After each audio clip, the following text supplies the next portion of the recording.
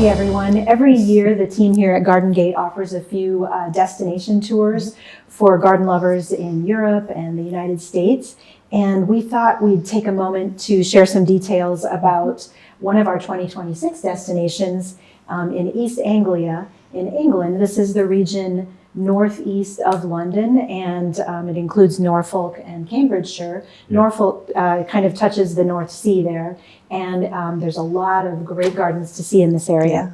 Yeah, can't wait. Travel dates are June 11th to June 19th, so plant materials should be really looking great at that time. So it's really a good time to visit.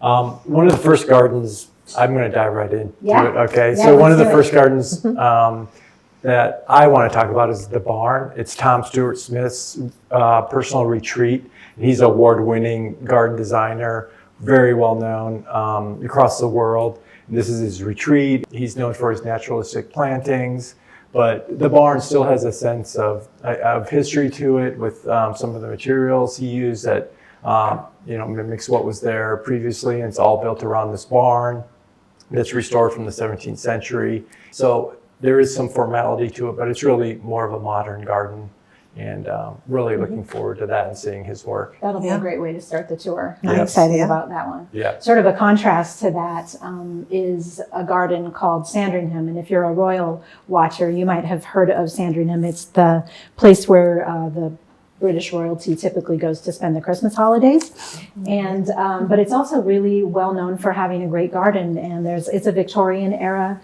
building. In the gardens, we'll find a parterre, a woodland walk, roses. There's a lake. It's a big estate, and we'll get to tour the inside of the home, and also get to have lunch there. So we'll have lunch while overlooking this beautiful estate. It should be an interesting place, and kind of a big contrast to the modern sort of barn. And that's one of the nice things about these tours is that there's so many different eras represented, and it's just fun to see all of the different eras.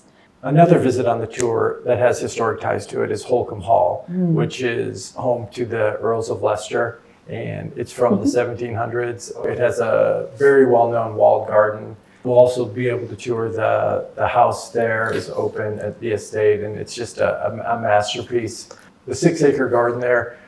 You'll enjoy the greenhouses, an established vineyard, working kitchen garden, a cutting garden, a walled garden. Nice. So, I mean, it has a lot packed into it.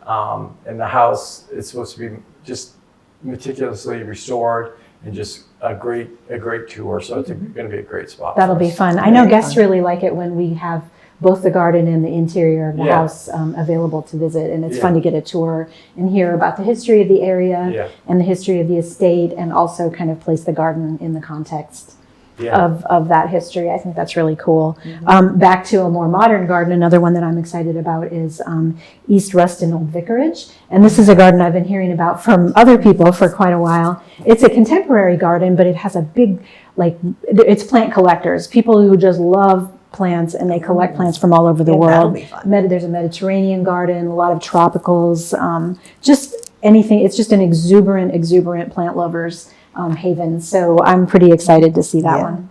How about you, Sherry? What gardens on this itinerary are you excited about? Well, I think one of the highlights of this tour is going to be Beth Chatto's garden. She is a really well-known landscape designer and book author, especially a book author. That's how I know about her. There are several gardens within the larger property, like a woodland garden, a damp garden, but the gravel garden is one that everybody wants to see because it's never been watered. So I'm looking forward to some inspiration there so I can water less at home. Exactly. And this is a plant nursery that she established many years ago, right? And she's no longer living. Right. She has passed away, but her garden's still going strong. So. That's really cool. Yeah. So 25 years ago when I was in England, I visited the Blooms and Bressingham gardens in Norfolk, and they're called the Dell and Foggy Bottom.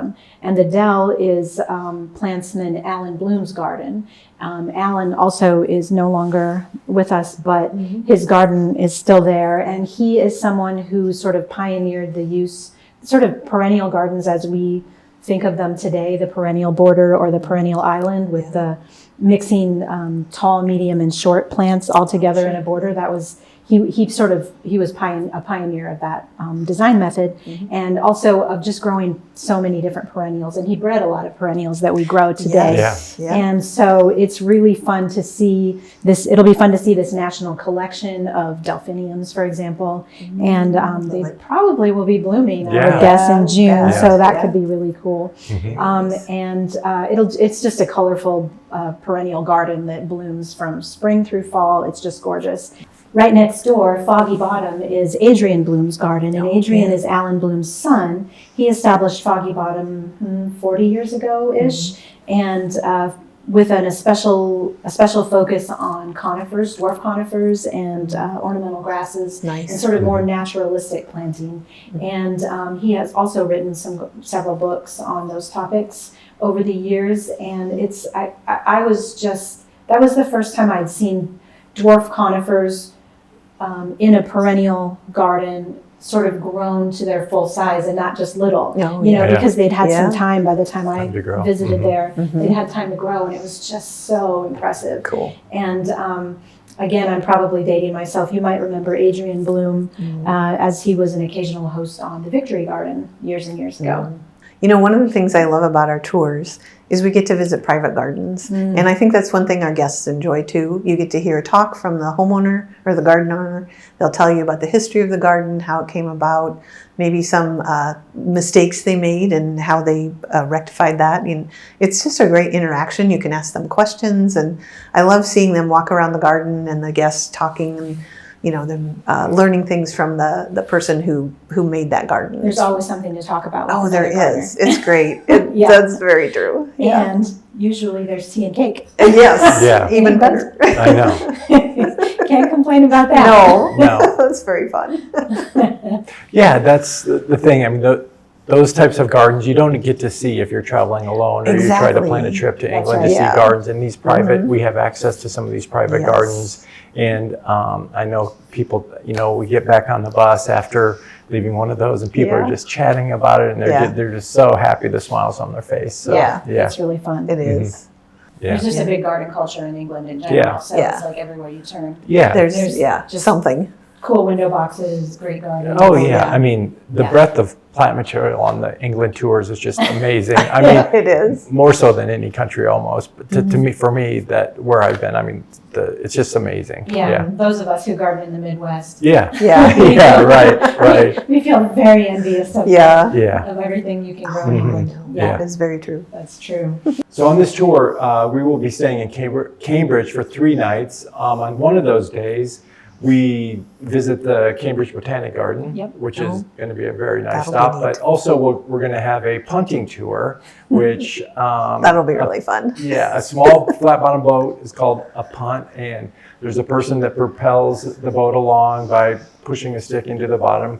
So we're having a punting tour, and we'll be able to see like the historic buildings of Cambridge. And I love these kind of extra little little cultural experiences that we do on our tours. They're it's very not fun. all gardens. It's mostly gardens, but there's other things. There's a few little things. It's fun. It's so fun. And then I think that day we have free time in Cambridge too, so you can wander around, find dinner for yourself, do some shopping.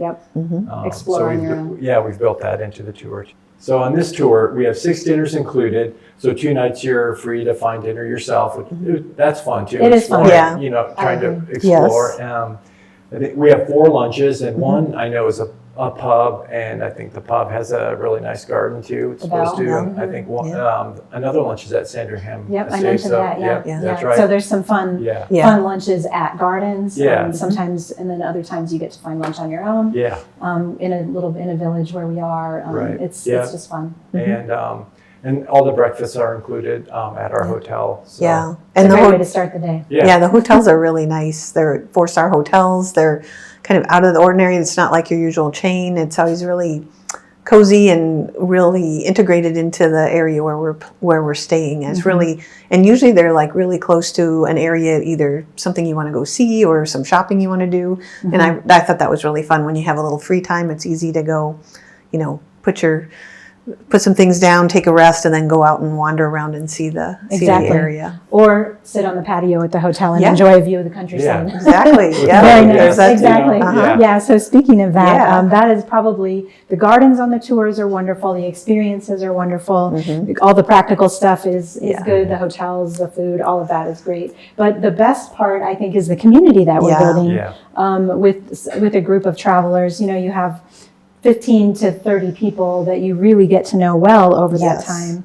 And you have something in common with them before you even start because you all love gardens. Yeah. And so there's always, you know, we're starting at a higher level of connection Yeah. before the tour even begins. Yes. Yeah. And, you know, people have, over the years that we've been doing this, we've become friends with our guests. They've become friends with each other. Yeah. We have a private Facebook group for each tour.